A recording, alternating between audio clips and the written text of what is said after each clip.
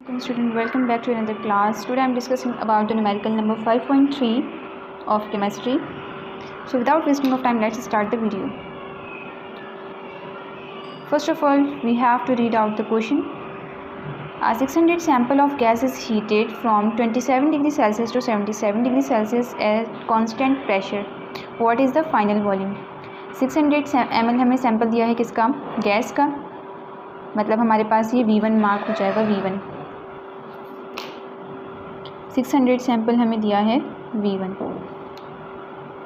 यहाँ पे हमें दो दो टेम्परेचर दिए हैं. एक होगा हमारे पास T1, सेकंड होगा हमारे पास T2. एट कांस्टेंट प्रेशर वहाँ पे कांस्टेंट रहेगा और प्रेशर को यूज़ नहीं हुआ. जस्ट हमें क्वेश्चन की फॉर्मेलिटी के लिए हमें बताया गया कि प्रेशर वहाँ पे एक कांस्टेंट है.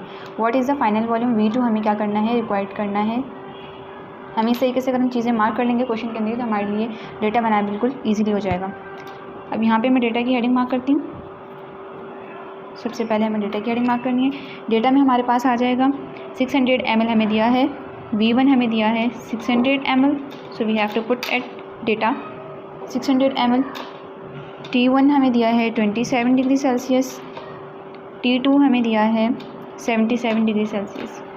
जब भी हम सेल्सियस से केल्विन की तरफ जाते हैं, सेल्सियस टू केल्विन, तो हम इसमें 273 ऐड कर देते हैं.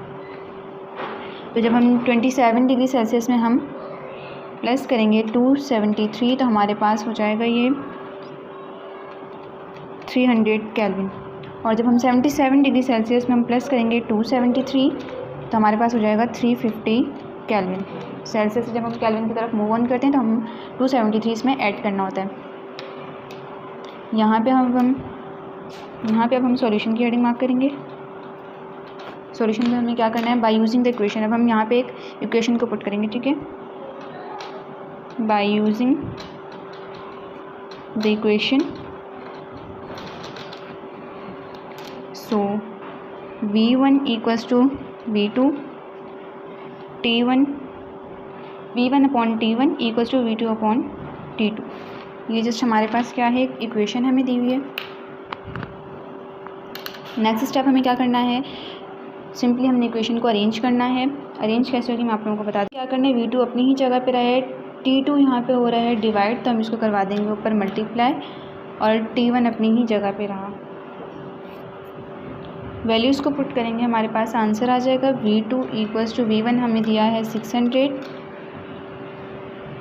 मल्टीप्लाई करवाएंगे. T2 है हमारे पास 350, देन हम इसको डिवाइड करवा देंगे. T1 से T1 है हमारे पास 300. सो V2 इक्वल्स टू हमारे पास आ जाएगा 700 ml. हमने क्यों यूज़ किया है? क्योंकि यहाँ पे हमने वॉल्यूम फाइंड आउट किया है. This is our final answer.